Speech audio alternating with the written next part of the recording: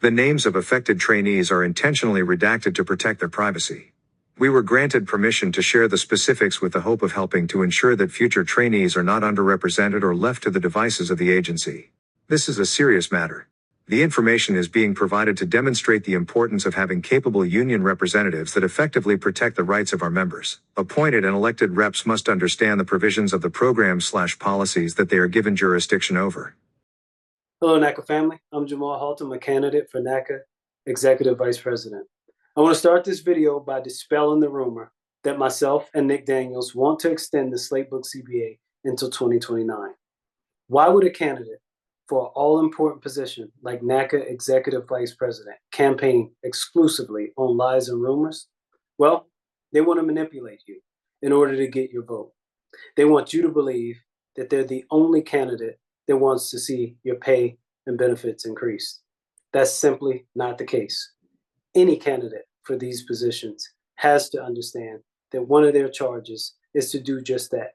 Work hard to increase the pay and benefit for all NACA bargaining unit employees.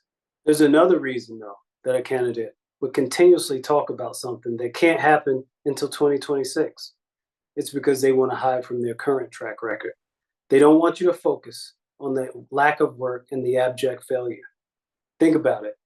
Mick Devine is NACA's lead representative on the NSEP, Abacus, and the NEST. I'm accountable for my records on NSEP, NEST, Abacus, and others. Ask yourself, how well are those projects going for NACA? Of course he doesn't want you to focus on that.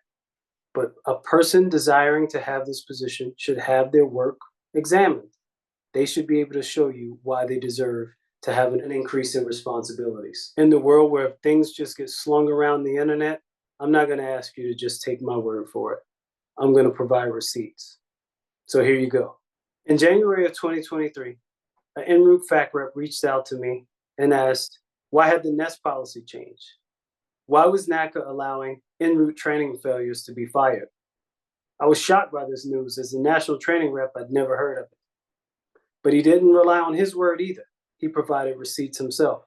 He sent me an email exchange between him and Mick Devine, where Mick Devine agreed with the agency's position that if an en route training failure didn't obtain at least 50% of their D-sides, that they would be terminated. This email is to give you an update on. After a review of the findings of the National Employee Services Team, NEST, the Vice President of Air Traffic Services designees has rendered a determination to propose removal. Thanks, Mick Devine. Mick, I am wondering how this decision was made. I've never had a dev that has achieved some D-side certifications have a proposed removal in 20 plus years. Can you provide any clarification on this? Historically, the NEST has proposed removal for any AG who did not achieve at least half of their D-sides. Once an AG certifies on half of their D-sides, they get level 7 towers and below. This has been done consistently across all the ARTCCs. Thanks, Mick Devine. 5 NACA BUEs were in receipt of letters of termination from the agency due to Mick's abject failure as our NEST rep. Notice of proposed removal. This is notice that I propose to remove you from your position of Air Traffic Control Specialist. The NEST delivered its findings with a recommendation not to retain you. I didn't take this sitting down. I reached out to NACA's LR department and asked, was there a change agreed upon? They told me absolutely not, so I ran it up the chain. In the January Miami National Executive Board meeting, this very issue was discussed at length. In that meeting, Mick Devine said, oh, this has always been the practice.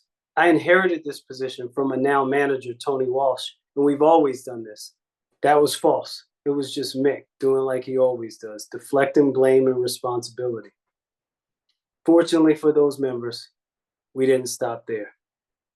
NACA's president, Rich Santa, assigned me, the national training rep, to look to a means and a way that we could retain those employees. So I got to work, created a data-based fact sheet that clearly showed that those employees should be retained and would likely be successful if they were placed in a Terminal 4 through 7 facility. The purpose of this memorandum is to provide recommended guidance, information, and justification to the members of the nest. This information should be used to collaborate on the placement of employees that are unsuccessful in training prior to achieving an R-Side certification. We were able to overturn the letters of 4 of the 5 employees, and fortunately, they're still employed by the agency at this time. That's the responsibility of a NACA rep, not to take the agency's word, to dig in deep and try to find ways to protect jobs.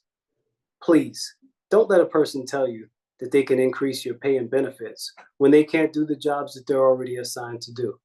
As I said, one that raises their hand and asks for an increase in responsibility should be able to show you that they've handled the responsibilities provided to them well already. Mick has failed at several terms. I'm asking you to have trust in the people who have done work, believe in the experience, and believe that we have NACA's best interests in mind. All candidates in every election should expect the same scrutiny.